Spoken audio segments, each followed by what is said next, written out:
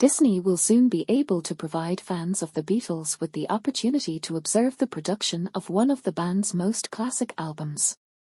For the first time in 50 years, Walt Disney Studios has announced that the Beatles film, directed by Michael Lindsay Hogg and shot in 1970 during the production of their album Let It Be, would be made available to watch on Disney+. John Lennon, Paul McCartney, George Harrison, and Ringo Starr are the members of the Beatles band who appear in the film. Additionally, Billy Preston, a keyboardist and singer-songwriter, also makes an appearance throughout the film. In addition to Neil Aspinall, the Beatles are mentioned as part of the film's executive producers. After its initial debut in theaters in April 1970, a month after the Beatles officially disbanded, the film, which was also titled Let It Be, was described as having been once viewed through a darker lens in a synopsis. Additionally, the film has been brought to light through the process of restoration and extra context from the band's earlier documentary series, The Beatles, Get Back, which was made available on Disney Plus in the year 2021, has been added to the video. During the recording sessions that took place in January 1969 on the rooftop of the Apple Corps in London, the Beatles wrote, recorded, and played their Grammy Award-winning album for the first time as a group. The studio mentioned in a news statement that the video includes exclusive footage from one of the sessions.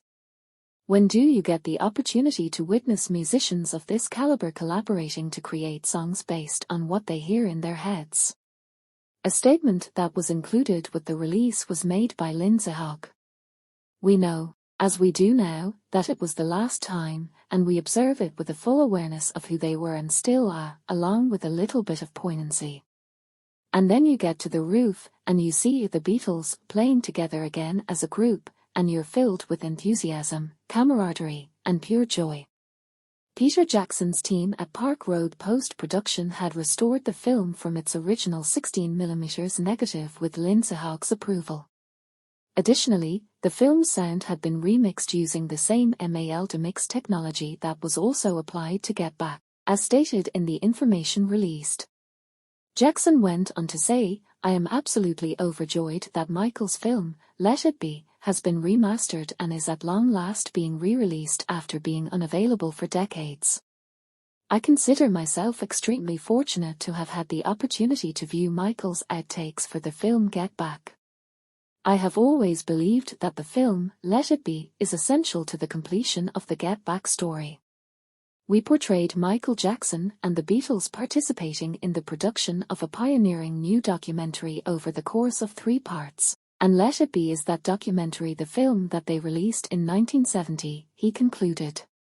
Now, after 50 years, I consider it all to be one epic story that has been finished from beginning to end.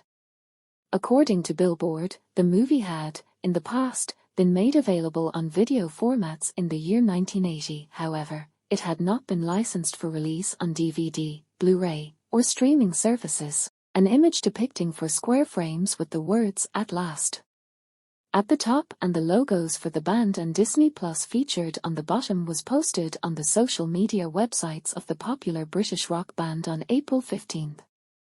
This image was also posted by the Disney production company. The post was a hint at the announcement of the film.